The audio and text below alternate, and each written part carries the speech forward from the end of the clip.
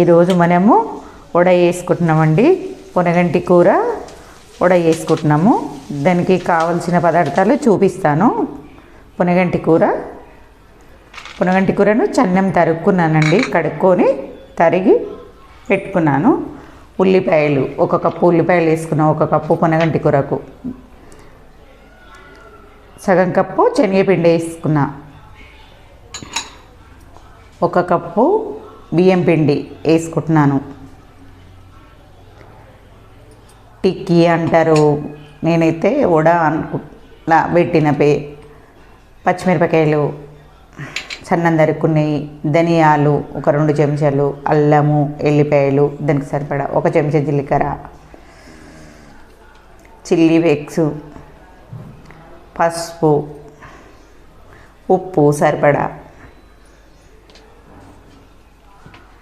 ఇవన్నీ వేసుకొని ఒకసారి కలగలుపుకుందాం. వాటర్ వేయక ముందుకే. నేను పచ్చిమిరపకాయలు వేసుకున్నా కాబట్టి ఇంకా కారం వేయలేదు. చిల్లీ ఫ్లేక్స్ వేసుకున్నా కదా, అందుకొరకు కొంచెం నీళ్ళు చల్లుకుంటా కలుపుకుందాం. ఇప్పుడు అంత మంచిగా కలిసే విధంగా కలుపుకుందాం. పొనగంటి కూర ఎంతో ఆరోగ్యానికి మంచిది, కంటికి కానీ అన్నిటికీ చాలా మంచిది.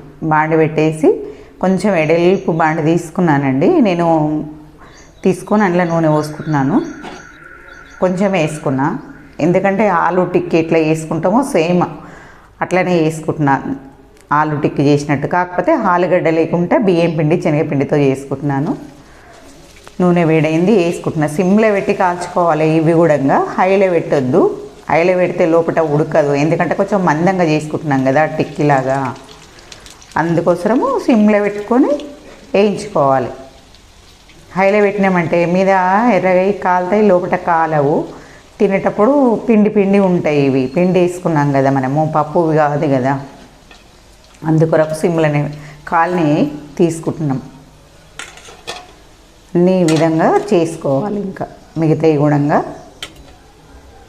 మీద కరకరలాడతాయి, లోపల మెత్తగా ఉంటుంది, చాలా బాగుంటాయి.